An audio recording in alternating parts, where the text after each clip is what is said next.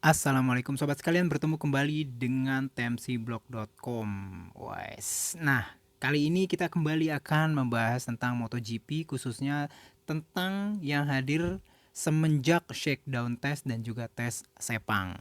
Seperti kita ketahui, salah satu dari dua pembalap rookie yang ikut pada tes ya, itu adalah pembalap Turki yang membalap di Pramac Yamaha, yaitu Toprak Razgatlioglu. Cuman banyak banget pertanyaan ya, kayak misalkan kenapa semenjak awal tes Toprak hanya menggunakan Yamaha M1 V4 dengan aerodinamika yang bisa dibilang itu model yang awal gitu ya, tidak yang model yang baru dengan dengan aero winglet depan yang lebih kotak gitu ya. Namun sesuatu pertanyaan yang jauh lebih banyak juga dihadirkan ya oleh teman-teman netizen, bertanya kepada saya adalah kenapa semenjak shakedown test itu banyaknya ya, umumnya tuh Toprak itu melakukan tes tanpa menggunakan wing belakang gitu loh ya. Apakah karena dengan tubuhnya yang besar dan tinggi itu tubuhnya sudah berlaku sebagai wing di belakang. Nah, gitu ya. Secara umum, salah satu alasannya memang benar teman-teman sekalian. Ada hubungannya dengan aerodinamika ya, khususnya tentang yang di belakang ini gitu ya. Cuman bagaimana sih sebenarnya penjelasannya gitu loh teman-teman sekalian ya. Nih ya, ada beberapa foto. Nah, ini juga foto dari Michelin ya, tentang tesnya dari Toprak Razgatlioglu ya. Kita bisa lihat di sini kembali nih Toprak melakukan tes. Ini Sepang hari pertama ya, tes setelah shakedown test nih. Jadi ini tes official ya, tes official.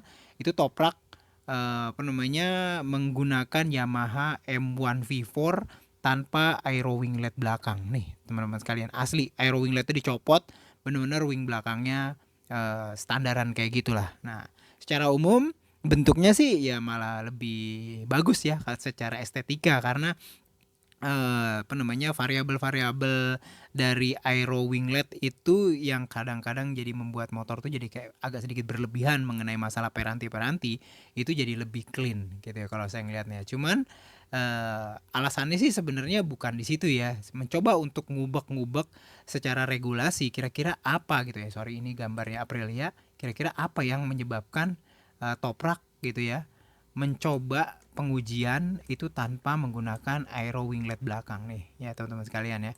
Nah ini dia, jadi kayak gini teman-teman sekalian ya. Jadi jawabannya itu ternyata ada di regulasi teman-teman sekalian. Nah ini dia gambar dari bisa bilang bentukan ya, profil dasar ya yang ada di regulasi MotoGP gitu ya. Ini ada banyak banget nih ukuran-ukuran segala macem, tinggi maksimumnya, handlebar ini berapa jarak di sini, dan salah satunya yang ada hubungannya dengan apa yang dilakukan oleh Yamaha dan juga Toprak Razgatlioglu ini ada di sini teman-teman sekalian. Nih ya.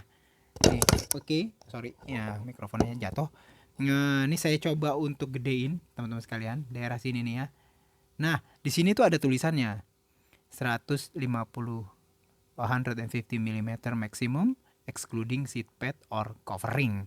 Nah, jadi ini jarak nih ya teman-teman sekalian. Ini kalau misalkan ada ujung dari buritan belakang gitu ya di apa namanya dengan batas bawah itu dasar dasar dari jok ya. Jadi bukan joknya.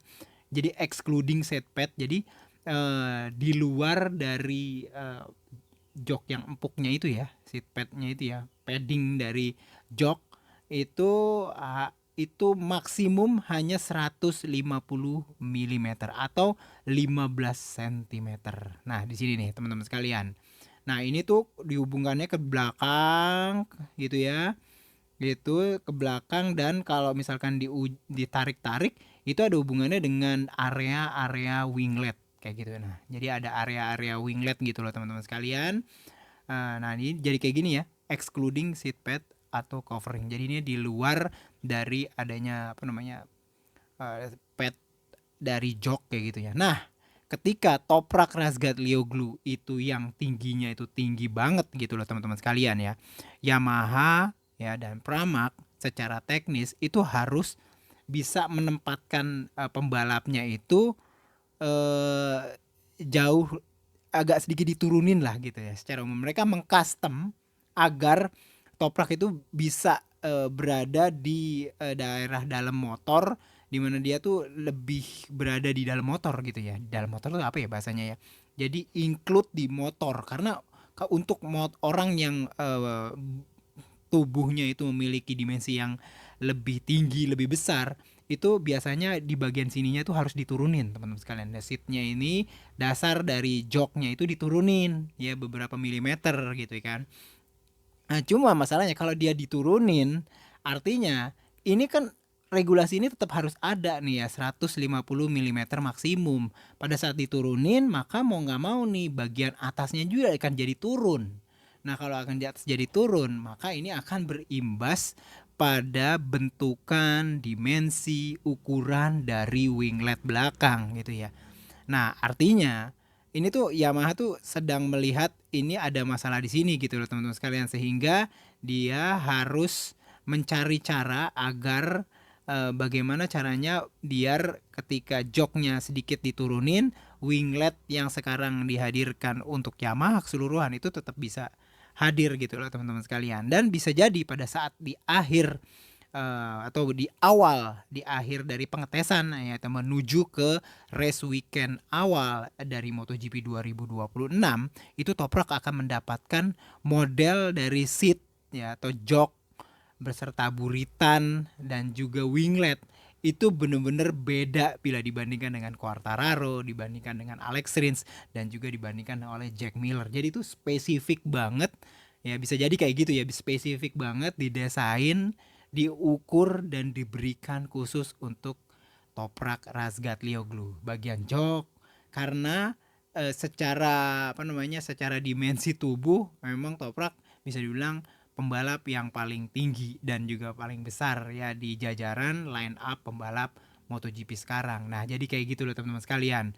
Nah, ketika kita melihat kenapa ini tuh kayaknya ya artinya gini, ketika Yamaha harus menghadirkan sesuatu yang baru untuk dimodifikasi, baik itu winglet, baik itu jok atau bikin dasar jok atau cover dari jok ini, mereka harus bersiap untuk menghadirkan apa namanya winglet yang baru gitu ya. Nah, kalau kayak gitu ya paling enggak Nothing Tulus mereka menghadirkan toprak tesnya udah sekarang itu daripada kayak begitu copot aja semua kayak gitu kan. Sebenarnya toprak pakai winglet yang tinggi itu pada saat tes nggak masalah kan, ini saat tes belum masuk ke race weekend tidak ada masalah dari regulasi.